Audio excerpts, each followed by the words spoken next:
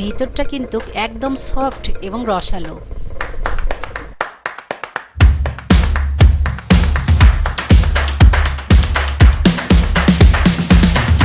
হরে কৃষ্ণ, কৃষ্ণাস কিচেনের পক্ষ থেকে সবাইকে আবারও স্বাগত। তা আজকে যেটা রান্না করতেছি সেটা হচ্ছে পাতাকপির মনোহরা। চলুন দেখা যাক কিভাবে রান্নাটা করছি। প্রথমে একটা ব্যাটার তৈরি করে নিতে হবে। 1 বাটি কর্নফ্লাওয়ার, বুটের বেসন, লবণ, হলুদের গুঁড়ো, জিরে গুঁড়ো, মতো মরিচের গুঁড়ো, একটু একটু করে জল দিব আর ব্যাটারটা তৈরি করে নেব। ব্যাটারটা আমাদের তৈরি হয়ে গেছে। পাতাকপির ঠিক মাঝখানের অংশটুকুই আমি নিয়েছি, মন্ডের মাধ্যমে মাখায় নিব।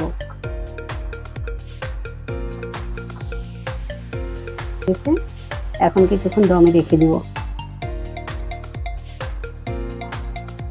তিল, কাজু বাদাম নিয়ে নিলের মতো টমেটো দিয়েছি, একটুখানি আদা কুচানো, একটা কাঁচামরিচ। এখন সবকিছু একত্রে আমি ব্লেন্ড করে নেব। আমাদের পেস্টটা তৈরি।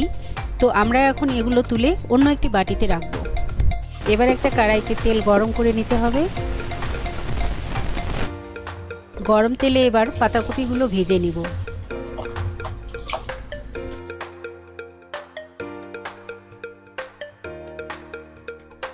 এরকম রং চলে আসলে বুঝতে হবে আমাদের ভাজা হয়ে গেছে।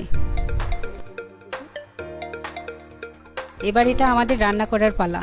গরম তেলে দিয়ে দিচ্ছি 2টি শুকনো মরিচ, থেতো করে রাখা গরম মশলা, 3টে তেজপাতা, একটুখানি জিরে, একটুখানি হিং। এবার পেস্টটা এর মধ্যে ঢেলে দিব। এখন এটা ভালোভাবে নেড়েচেড়ে নিব। এবার দিব পরিমাণ মতো লবণ, ছোট 1 চামচ হলুদের গুঁড়ো, স্বাদ মতো মরিচের গুঁড়ো। সব কিছু ভালোভাবে কিছুক্ষণ নেড়েচেড়ে নিব।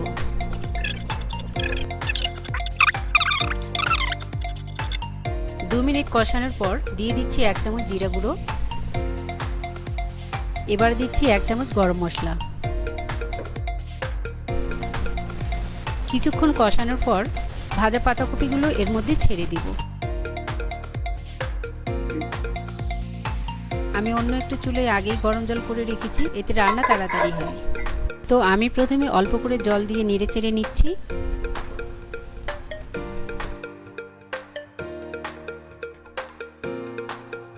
এবার অবশিষ্ট গরম জল দিয়ে নেড়েচেড়ে ঢেকে দিচ্ছি।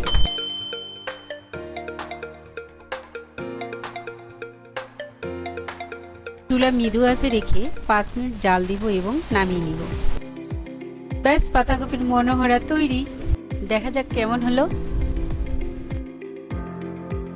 এই দেখুন, ভিতরটা একদম সফট, একটা সুন্দর রং হয়েছে।